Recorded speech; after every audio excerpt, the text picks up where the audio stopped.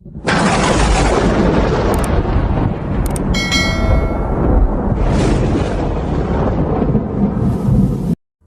को मूर्ति में बदलता देख विजयकांत बेहोश हो गया। विजयकांत को जब होश आया तब उसने देखा कि वो एक घर के आंगन में लेटा हुआ है। चारों तरफ बहुत सारे जिज्ञासु चेहरे उसे ही देख रहे थे। विजयकांत को होश आते ही वह लोग आपस में बात करने लगे। पंडित जी होश आ गया। इसके बाद वो बूढ़ा ब्राह्मण पास आकर उसकी नाड़ी को जांच करने लगा।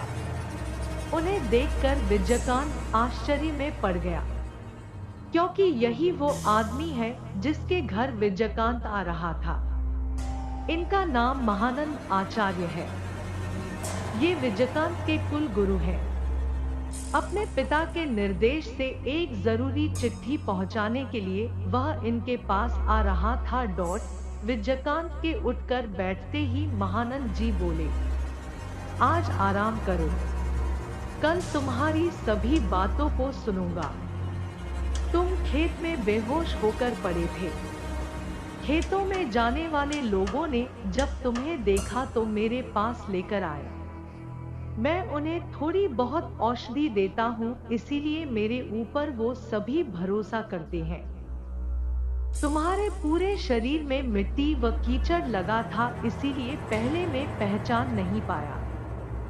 उन्होंने तुम्हारे जेब से एक चिट्ठी निकालकर मुझे दी, तब मुझे पता चला कि तुम रामदास के लड़के हो। बेटे, तुम शायद गलती से श्मशान की तरफ चले गए थे।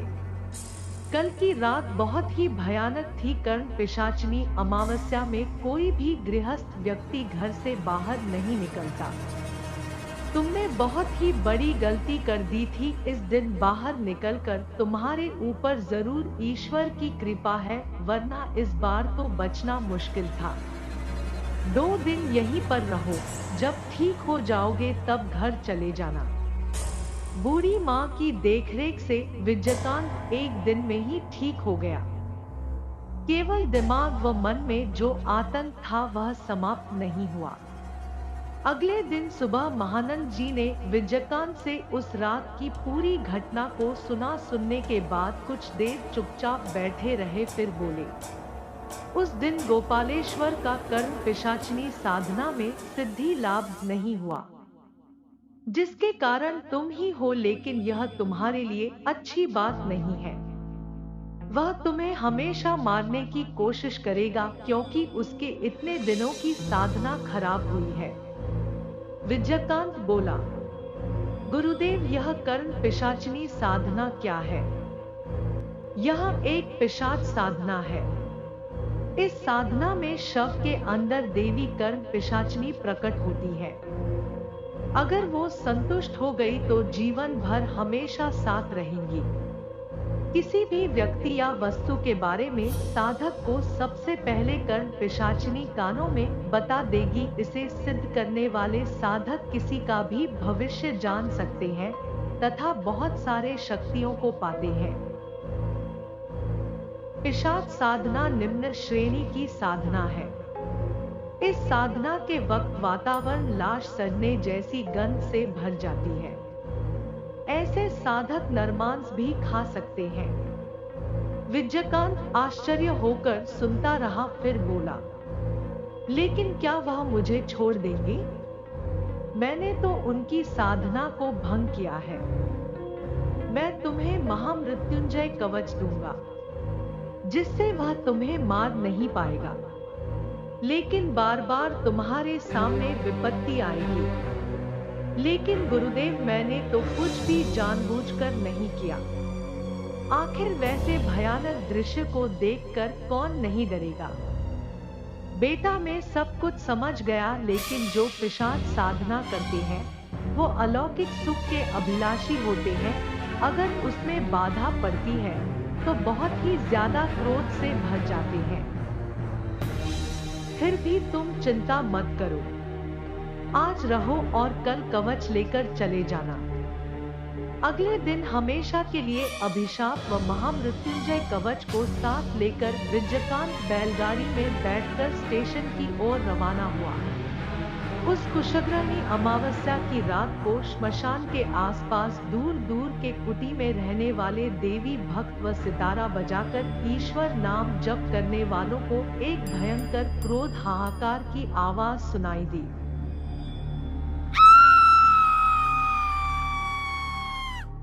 इसे चिल्लाहट या हुंकार कहें। इस बात को वो सरल डरपोक लोग समझ नहीं पा रहे थे। वो सभी केवल आवाज को सुनकर आंख बंद करके कांपते रहे। माओ ने आतंकित होकर अपने छोटे बच्चों को सीने से लगाए रखा। उसका शिकार किसी ने छीन लिया है, अथवा जैसे किसी के आंखों में गर्म लोहे की तीली डाल दी गई है। चलो मैं एक बार उस जगह को देख लेता हूँ। सब कुछ देखकर महानंद जी समझ गए कि कोई यहाँ पर तंत्र साधना कर रहा था। शायद साधना में कोई बाधा उत्पन्न हुई, इसीलिए शव के साथ साधना सामग्री भी यहीं पर रखी हुई है। वहाँ उपस्थित दूसरे लोग थोड़े ज्यादा डरपोक हैं। अगर उन्हें सच पता चला तो डर जाएंगे, इसीलिए उन्होंने बोला, कल कुशग्रहणी अमावस्या थी, पास ही श्मशान है। इस रात को बहुत सारे अशुभ शक्ति जमीन पर आती है, अलौकिक घटनाएं घटती है, लेकिन तुम सभी को डरने की कोई जरूरत नहीं। अब इस जगह को नदी के पानी से धो डालो और शव को श्मशान में ले जाकर इसका दाह संस्कार करके फिर नदी में नहा धोकर घर चले जाओ। मैं हूं, डरने की कोई जरूरत नहीं। यह सुनकर वो सभी दाह के कार्य में लग गए। इसके बाद महानंद जी घर लौट आए। वहां एक और घटना। खेत में बेहोश पड़े विजयकांत को किसानों ने उनके घर उठाकर लाया है। होश आने के बाद उसके पास से सभी घटना व तांत्रिक के शरीर गठन को सुनकर महानंद जी समझ गए कि यह गोपालेश्वर के अलावा और कोई नहीं हो सकता। गोपालेश्वर उनके बचपन का साथी है। अब हम गोपालेश्वर के बारे में कुछ जान लेते हैं।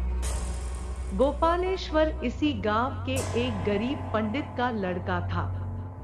उसके पिता का राम मुखर्जी इस टोली में यहाँ के पुजारी थे। योग मार्गदर्शन का अभ्यास करते तथा वास्तु शास्त्र, ग्रह नक्षत्र व कुंडली भी देखते थे।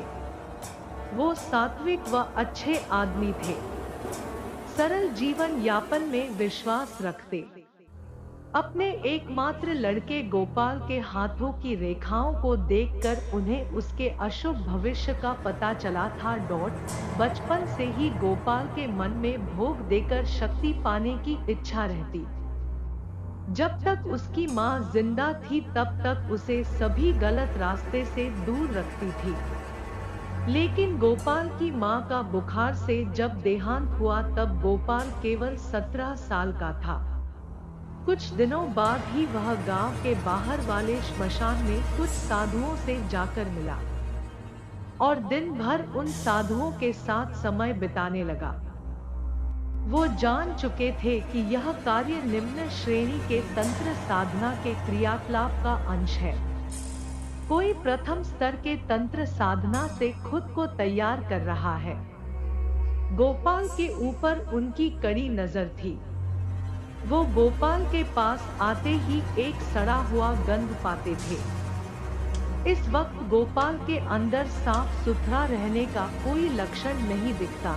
वह तो अपने बाल व दाढ़ी को भी काटना नहीं चाहता। पूरा दिन सोता रहता और शाम होते ही घर से निकल पड़ता। वह रात को लौटकर आता, इस बारे में पंडित रामराम को पता ही नहीं चलता। उस दिन गांव के लोगों के जाने के बाद पंडित रामराम अपने बेटे गोपाल के झोपड़ी में गए। गोपाल उस वक्त गहरी नींद में सो रहा था। झोपड़ी में घुसते ही एक अन्य तरह का गंध उनके नाक में गया। अपने नाक को हाथ से दबाकर वह इधर उधर ना जाने क्या ढूंढने लगे। जल्द ही उन्हें एक कपड़े के झोले में कई प्रकार के पशुओं के अंग मिले। उसी में एक ताजा कटी हुई जीभ भी था, शायद उसी गाय की है। यह देख पंडित राम कुछ भी बोलने की हालत में नहीं थे। गोपाल के हाथ की रेखाएं उन्हें याद आई, जिसमें उन्होंने देखा था कि यह लड़का बहुत सारे मृत्यु का कारण बनेगा। भोगलालसा के लिए वह बहुत दूर तक जा सकता है। अपने भाग्य को वो कोसने लगे। ब्राह्मण परिवार में ये कौन पैदा हो गया, अब वो क्या करें? सोचते हुए उनका सिर चकराने लगा था। किसी तरह दीवार से खुद को संभाला, लेकिन इस आवाज से गोपाल जाग गया। अपने क्रियाकांड वाले वस्तुओं के सामने पिता को खड़ा देख उसके मुंह से एक क्रूर हंसी निकल आई। वह बोला, आपको जब सब कुछ पता चल ही गया है तो यहाँ पर और समय मत व्यर्थ कीजिए। इस भाग में इतना ही। आगे की कहानी जानने के लिए हमारे चैनल को सब्सक्राइब करें। धन्यवाद।